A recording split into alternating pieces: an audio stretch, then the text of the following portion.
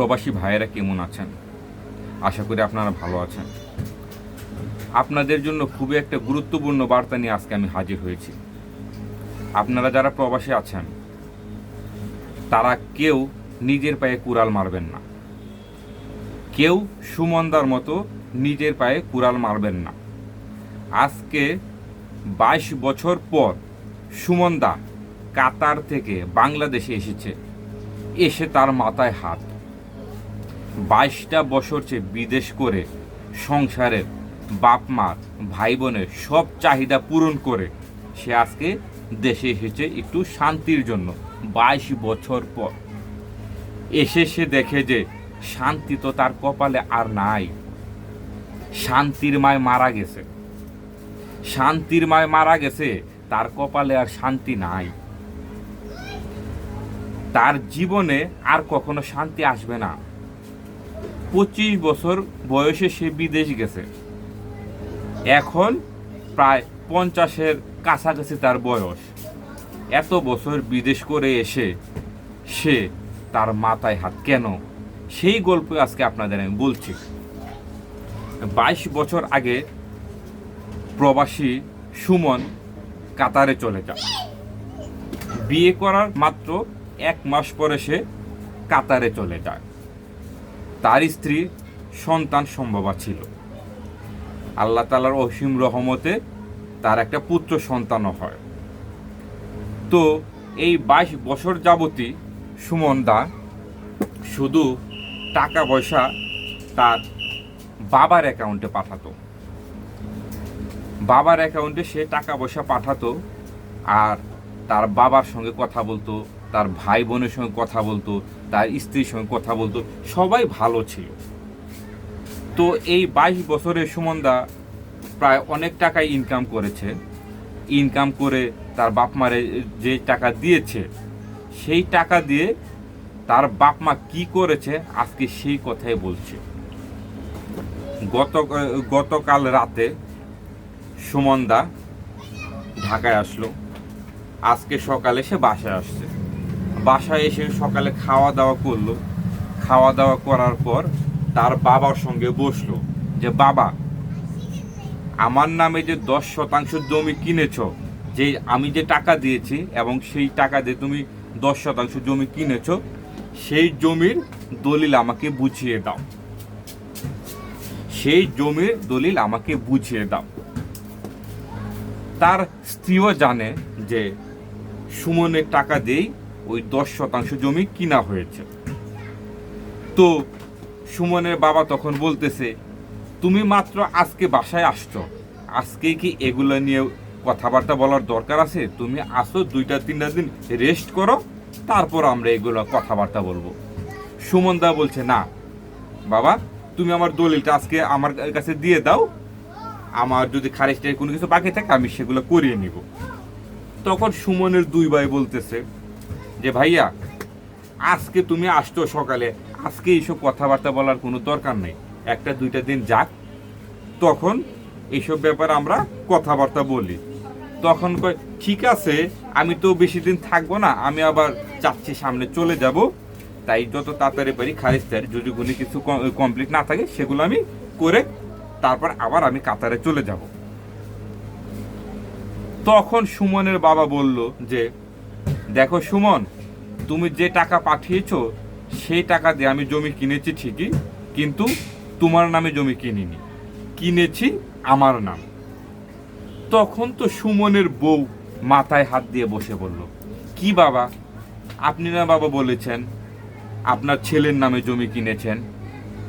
সুমন তখন বলতেছে, বাবা, তুমি তো আমাকে ফোনে সব বলছো যে আমার নামে তুমি জমি কিনতেছো, তুমি তোমার নিজের নামে কেন কিনলে? তখন সুমনের বাবা বলতেছে যে, আমার নামে কিনা যে কথা, বাবা তোমার নামে কিনাও একই কথা। তখন সুমন বলতেছে, সবই ঠিক আছে বাবা, তাহলে চলো আজকেই চলো, আমি তোমার নাম থেকে আমার নামে ট্রান্সফার করে নেব জমির দলিলটা। তখন সুমনের বাবা বলতেছে, না, এই জমির ভাগ শুধু তুমি পাবে না, কারণ এই এতগুলো বছর এই জমি আমরা দেখাশোনা করেছি, এই জমির ভাগ আমার বাকি 2 সন্তান এবং আমার মেয়েও পাবে। এই জমির ভাগ তোমরা 4 জনে পাবে। তখন তো সুমনের মাথায় হাত, যে আমি কি করলাম জীবনে, 22টা বছর বিদেশ থেকে যাদের জন্য কাজ করলাম, আজকে আমার সন্তান, সুমনের সন্তান আজকে 21 বছর বয়স হয়ে গেছে, সেই সন্তানের কি জন্য আমি কি করলাম, আর আমার জন্য ভবিষ্যৎ কি করলাম। যেই জমি কিনেছে সুমন, সেই জমি কেনার জন্য 30 লক্ষ টাকা দিয়েছিল আজ থেকে 10 বছর আগে, সেই জমি এখন 2 কোটি টাকা, সেই জমির দাম এখন 2 কোটি টাকা। সুমনের তো মাথায় হাত, তাহলে কি করলাম। তখন সুমনের স্ত্রী বলছে, আমি তোমাকে আগেই বলেছিলাম বাবা মাকে ভরণ পোষণের জন্য যা লাগে, 2 ছোট ভাই এবং তোমার বোনের ভরণ পোষণের জন্য যা লাগে দাও, আমার ভরণ পোষণের জন্য যা লাগে সেটা দাও, কিন্তু তোমার একটা অ্যাকাউন্টে বাকি টাকাটা তুমি জমাও এবং দেশে যখন আসবা তখন এসে যা করার করো। তুমি কেন সম্পূর্ণ টাকা তোমার বাবার অ্যাকাউন্টে পাঠালে। সুমন তখন তার স্ত্রীর কথা শুনে হাউমাউ করে কান্না করে দিল, যে সত্যি তো আমি ভুল করেছি, আমি বিদেশ গেলাম, এত টাকা পয়সা ইনকাম করলাম, সম্পূর্ণ টাকা পাঠালাম বাবার অ্যাকাউন্টে, আজকে সম্পূর্ণ টাকা আমার বাবা জমি কিনেছে, যাই করেছে সব ভাগ নাকি 4 ভাই, আমার 1 বোন, আমরা 3 ভাই সবাই মিলে পাবো। তখন সুমনের মাথায় আর কাজ করতে না। সুমনের একটা ছেলে 21 বছর বয়স, সে এখনো পড়াশোনা করছে। সুমনের স্ত্রী তো প্রায় বৃদ্ধ বয়সে হয়ে গেছে, সুমনেরও তো 50 বছর বয়সের ছাপ পড়ে গেছে, এখন আবার সে বিদেশে যাবে, কারণ তার আর কোনো উপায় নেই। তখন সে হাউমাউ করে কান্নাকাটি করতেছে। আমি তখন ঘরে ছিলাম, ঘরে থেকে শুনলাম যখন যে কিসের কান্নাকাটি হচ্ছে, তখন আমি সুমনের কাছে গেলাম, গিয়ে সুমনের মুখে এইসব কথা শুনে আমি সুমনকে আমার বাসায় নিয়ে আসলাম। বাসায় না ঠান্ডা মাথায় সুমনকে বুঝাইলাম, দেখো সুমন, জীবনে ভুলটা তুমি করেছো, জীবনের ভুলটা তুমি করেছো। তখন সুমন বলতেছে, আমি কি ভুল করলাম, আমি কি তাহলে নতুন বিবাহিত স্ত্রীর অ্যাকাউন্টে সব টাকা পাঠাইতাম? হ্যাঁ, মাত্র বিবাহ হয়েছে আমার 1 মাস, সেই বউয়ের নামে অ্যাকাউন্ট করে সেই টাকা পাঠাইতাম? বলো, আমি বাবা মাকে আমি বিশ্বাস করেছি, আমি তাদের অ্যাকাউন্টে টাকা পাইছি, এটা কি আমার ভুল ছিল? তখন আমি সুমন করলাম, হ্যাঁ সুমন, তোমার ভুল ছিল, তোমার ভুল ছিল এটাই যে তোমার বাবার অ্যাকাউন্টে তুমি টাকা পাঠানো উচিত ছিল। দেশে তোমার একটা অ্যাকাউন্ট খুলে তোমার ফ্যামিলির যে চাহিদা, সেই চাহিদার টাকাটা ফ্যামিলির অ্যাকাউন্টে পাঠায়া, তোমার বাবা মার অ্যাকাউন্টে তাদের চাহিদার টাকাটা পাঠায়া, বাকি যে তোমার টাকাটা ক্যাশ থাকতো সেটা তোমার অ্যাকাউন্টে রেখে দেওয়া উচিত ছিল তোমার। সেই ভুলের কারণে আজকে তোমার এই অবস্থা। তখন সুমন হাউমাউ করে আমাকে জোরে ধরে কান্না করলো আর বললো, ভাই আমি ভুল করেছি, এখন আমি কি করব। তখন আমি বললাম, সুমন, জীবনে মানুষের ভুল হয়, সেই ভুল শুধরানোর অনেক সময় থাকে এবং অনেক সময় থাকে না। তোমার হাতে এখনো সময় আছে। তোমার বয়স কত? সুমন তখন বলছে, আমার বয়স 47 বছর। তখন বললাম যে, সুমন, তোমার এখন বেতন কত কাতারে? আমার এখন বেতন 1,80,000 টাকা। তখন আমি সুমনকে বললাম, সুমন, তোমার ছেলে তো আরো পড়াশোনা করতে মোটামুটি আর 3 থেকে 4 বছর বা 5 বছর চলে যাবে। তুমি এক কাজ করো সুমন, তোমার জীবনে যা ভুল ত্রুটি হয়েছে সব শুধরে নাও এবং তুমি আরেকবার বিদেশ যাও, 3 থেকে 5টা বছর তুমি থেকে আসো, থেকে এসে তোমার মোটামুটি একটা ভালো ক্যাশ হবে, সেই ক্যাশ দিয়ে ভাই দেশে কিছু একটা করো, তাছাড়া আমি আর তোমার কোনো উপায় দেখি না। এগুলো বরাবর সুমন কান্নাকাটি করতেছে। তখন আমি বললাম, আচ্ছা ঠিক আছে সুমন, তুমি বসো, আমি তোমার বাবার লগে কথাবার্তা বলে দেখি আঙ্কেল কি বলে।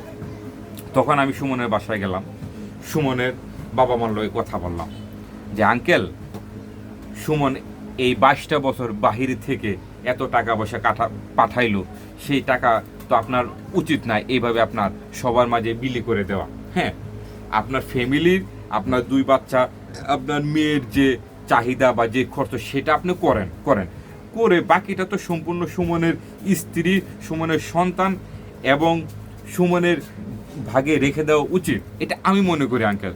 তখন সে বলতেছে, বাবারে, যেদিন থেকে সুমন বিদেশ গেছে, প্রথম মাস থেকে যে যখন সুমনে বিদেশ থেকে টাকা পাঠানো শুরু করছে, তখন থেকে তো আমার ব্যবসাটা আমি বন্ধ করে দিছি। আমি ব্যবসা বাণিজ্য আর করি না করে সম্পূর্ণ সুমনের টাকার উপরে নির্ভরশীল।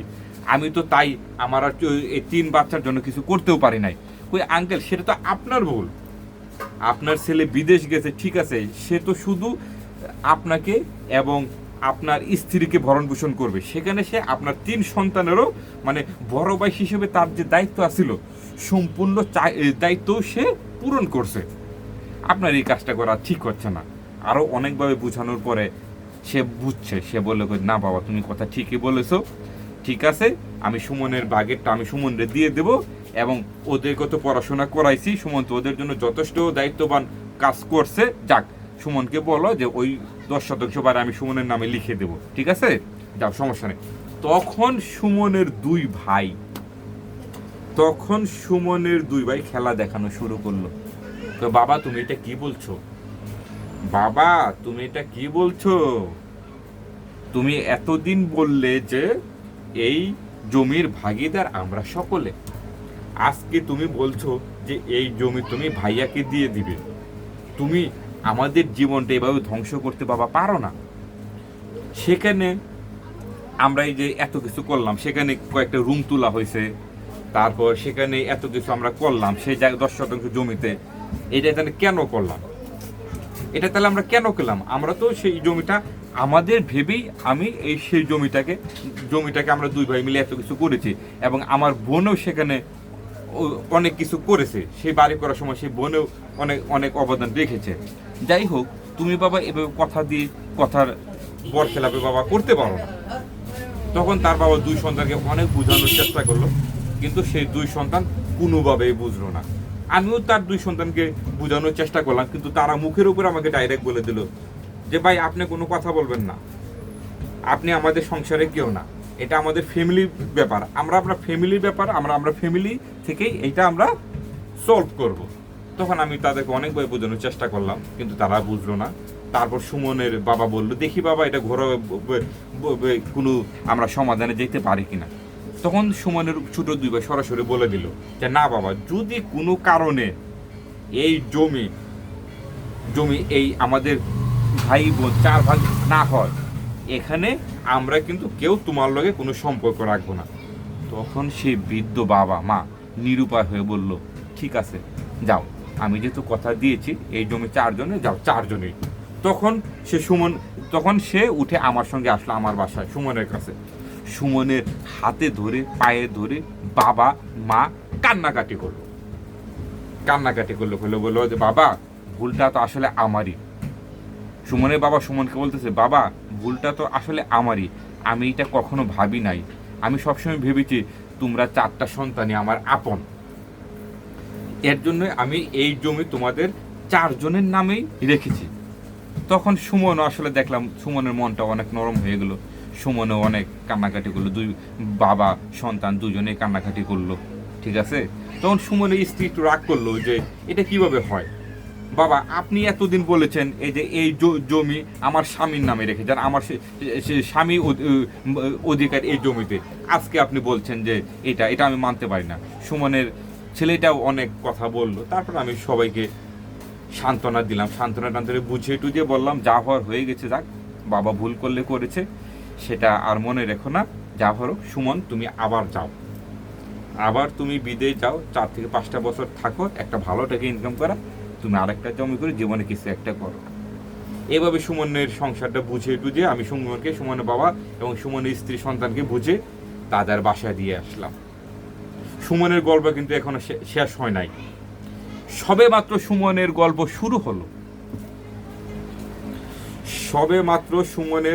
শুরু হলো।